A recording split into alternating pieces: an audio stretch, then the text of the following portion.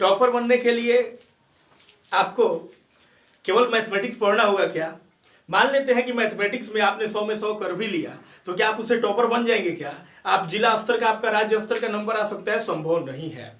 आपको प्रत्येक सब्जेक्ट में कम से कम 90% प्लस जाना होगा। आपको 95%, 96%, 97% ऐसे मार्क्स चाहिए, तब जाकर के आप टॉपर रैंक में आएंगे। आज हम चर्चा करेंगे इसी कड़ी में साइंस का। हम मैथमेटिक्स पर जितना फोकस कर रहे हैं उतना ही फोकस साइंस पर भी करेंगे, उतना ही फोकस सोशल साइंस पर भी करने वाले हैं, उतना ही फोकस संस्कृत पर भी करने वाले हैं। संस्कृत में आज हमने संस्कृत ग्रामर पे एक वीडियो डाला गया है, शुरुआत कर दी गई है, श्री गणेश उसका कर दिया गया है। धीरे धीरे ग्रामर के साथ साथ उसकी पुस्तकों का भी हम लोग चर्चा करेंगे। इसके साथ सोशल स्टडीज भी और इंग्लिश का भी हम लोग अध्ययन, इंग्लिश ग्रामर का अध्ययन भी हम लोग कर ही रहे हैं। तो जितने सब्जेक्ट हैं, हिंदी, गणित, विज्ञान, सामाजिक विज्ञान, संस्कृत, इंग्लिश, हमारे सिलेबस में जितने सब्जेक्ट हैं सारे के सारे सभी सब्जेक्ट पे हमें फोकस करना होगा, तब जाकर के हम टॉपर श्रेणी में आएंगे। आज हम चर्चा करेंगे शानदार सब्जेक्ट साइंस का। हमारे साइंस में हमें पढ़ना क्या है? फिजिक्स को, केमिस्ट्री को और बायोलॉजी को। तो फिजिक्स जो है, फिजिक्स से हमारे एग्जाम में 26 नंबर के क्वेश्चन पूछे जाएंगे, 26 अंक के, जिसमें 50% ऑब्जेक्टिव होगा और 50% सब्जेक्टिव होगा। पहले क्या होता था? पहले 80 नंबर का जो परीक्षाएं होती है, हमारी परीक्षा 80 नंबर की होती है साइंस की, और 20 नंबर मिलता है प्रैक्टिकल से। तो उस 80 नंबर में पहले क्या होता था? 40 ठो प्रैक्टिकल, 40 ठो ऑब्जेक्टिव क्वेश्चन होते थे 50%, लेकिन अब 60% कर दिया गया है। तो 40 का, पहले 40 होता था, अब उसके जगह पे 48 यानी 48 क्वेश्चन रह रहा है ऑब्जेक्टिव का। फिजिक्स 26, केमिस्ट्री 27 मार्क्स, और वैसे ही बायोलॉजी से भी 27 मार्क्स के क्वेश्चन पूछे जाएंगे। टोटल हुआ 80 का।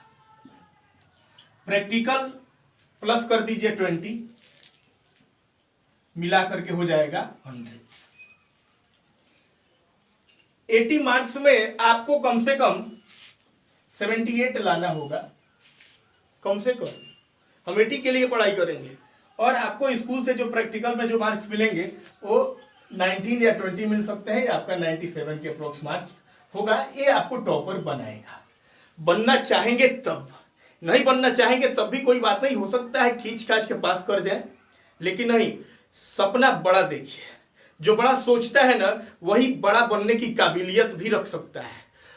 सोच बड़ा उसी का हो सकता है जिसमें हिम्मत हो। बड़ा सोच कम जिगरे वाले के अंदर नहीं होता है।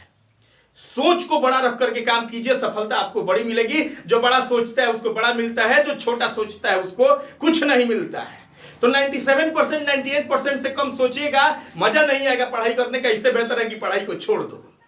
तो हमें चाहिए कम से कम इस 80 में चाहिए 78% मार्क्स, 78 चाहिए, 78% नहीं, 78 चाहिए, और 19 या 20 आपको प्रैक्टिकल में मिलेगा, तो आपका मार्क्स हुआ 97, नहीं तो 98, या कभी कभी 100 में 100 भी हो जाता है, ऐसे भी हो सकता है। तब मजा आएगा रिजल्ट देख करके। तो आइए चर्चा करते हैं। तो साइंस का, साइंस में हम लोग शुरुआत करेंगे आज फिजिक्स से। फिजिक्स यानी भौतिकी। भौतिकी के बारे में अगर आपसे कोई पूछता है और शॉर्टकट में अगर माइंड में रखना चाहते हैं, तो इस आप फिजिक्स को कह सकते हैं। इसका परिभाषा हम नहीं लिखा रहे हैं, इसके बारे में एक छोटा सा एग्जांपल दे रहे हैं। Study of me is called physics. Study of me is called physics. Me क्या? मुझे नहीं। एम फॉर मटेरियल यानी पदार्थ, और ई फॉर एनर्जी यानी ऊर्जा। एम फॉर मटेरियल यानी पदार्थ, और ई फॉर एनर्जी यानी ऊर्जा। यानी पदार्थ और ऊर्जा का अध्ययन जिस शास्त्र के अंतर्गत हम लोग करेंगे वही भौतिकी है। भौतिकी में हम लोग अध्ययन किसका करेंगे? पदार्थ का और ऊर्जा का। और भौतिकी हमारे परीक्षा में कितना नंबर देकर के जाएगी? 26। ठीक है, इस 26 के लिए तैयार हो जाएगा। पार्ट बाय पार्ट हम लोग इसको पढ़ने वाले हैं, बहुत गहराई से डीप लेकर के जाने वाले हैं, आप लोग को विज्ञान को दिखाने वाले हैं बोर्ड पर ही। पहला चैप्टर हम लोग का क्लास 10th में प्रकाश का परावर्तन। फिजिक्स में पहला चैप्टर क्या है? प्रकाश का परावर्तन। प्रकाश का परावर्तन। आज वीडियो शुरू किए हैं तो प्रकाश का चर्चा कर ही देते हैं। प्रकाश का परावर्तन, रिफ्लेक्शन ऑफ लाइट। प्रकाश, प्रकाश क्या है? आप यहां देख पा रहे हैं किस चीज के वजह से? प्रकाश की वजह से। मैं यहां पे अगर कुछ देख पा रहा हूं, मेरे सामने अगर कुछ दिख रहा है, किसके वजह से? प्रकाश की वजह से। तो प्रकाश का को डिफाइन करना हो, प्रकाश का डिफिनेशन देना हो तो आप क्या कहेंगे? एक बच्चे से मैंने पूछा, उसने कहा प्रकाश एक प्रकार की ऊर्जा का रूप है जिसके द्वारा हम अंधकार की वस्तुओं को देखते हैं। क्या यह परिभाषा सही है? प्रकाश एक प्रकार की ऊर्जा का रूप है जिसके द्वारा हम अंधकार की वस्तुओं को देखते हैं। क्या केवल प्रकाश से आप किसी वस्तु को देख पाएंगे? संभव है? संभव नहीं है। किसी भी वस्तु को देखने के लिए प्रकाश के साथ साथ और क्या चाहिए? और चाहिए हमारी आंख, हमारी आंखें ये भी ठीक होनी चाहिए, तभी हम जाकर के किसी वस्तु को देख पाएंगे। इसका मतलब, इसको सरलता से आप ऐसे कह सकते हैं, प्रकाश एक प्रकार की ऊर्जा का रूप है जिसके द्वारा हम अंधकार में रखी वस्तुओं को भी अपनी आंखों से देख सकते हैं। यहां पर भी जो वस्तुएं रखी हुई है, ये वस्तु कैसे हम इसको देख पा रहे हैं? इस वस्तु को हम तभी देख पा रहे हैं जब प्रकाश की किरण उस वस्तु पे पड़कर परावर्तित होकर वह हमारे आंख के रेटिना तक पहुंच रही है, तब जाकर के हम उस वस्तु को देख पा रहे हैं। यानी प्रकाश एक प्रकार की ऊर्जा का रूप है जिसके द्वारा हम अंधकार की वस्तुओं को अपनी आंखों से देख पाते हैं।